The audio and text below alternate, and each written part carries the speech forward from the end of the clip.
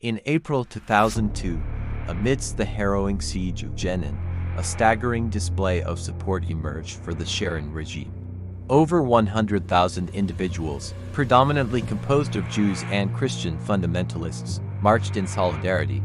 Among the notable figures addressing this assembly were Paul Wolfowitz, William Bennett, Hillary Clinton, Dick Armey, Rudy Giuliani, Dick Gephardt, and AFL-CIO President John Sweeney. This fervent backing extended beyond mere public demonstrations, permeating the political and financial echelons of both Israel and the United States.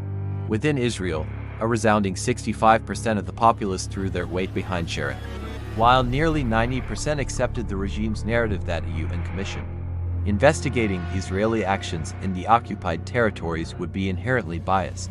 This unwavering support, coupled with financial contributions from influential Jewish figures both within and outside Israel, solidified a formidable base for the Sharon regime's actions, despite their controversial nature.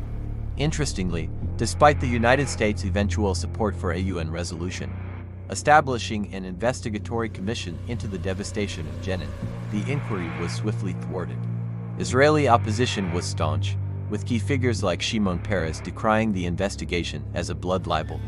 The Israeli Security Cabinet, in a brazen display of defiance, rejected the UN Secretary General's recommendations for amending the Commission's mandate, effectively stalling the inquiry before it even began.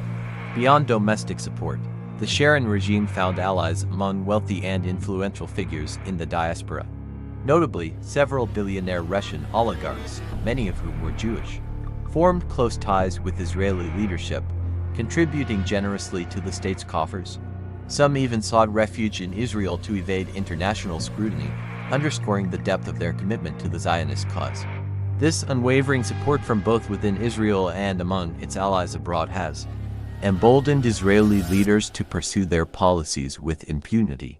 They understand that regardless of international condemnation, they possess a steadfast network of backers who will shield them from accountability. The massive turnout of pro-Zionist supporters in Washington during the Jenin massacre and the annual IPAC conferences, alignment with the atrocities in Gaza serve as chilling reminders of this reality. In essence, the saga of Israel's actions in the occupied territories is not merely a story of military strategy or geopolitical maneuvering, but a testament to the enduring power of ideological and financial support. As long as influential figures continue to champion the Zionist cause, Israel will remain shielded from the consequences of its actions, perpetuating a cycle of violence and impunity that threatens the very fabric of international justice and human rights.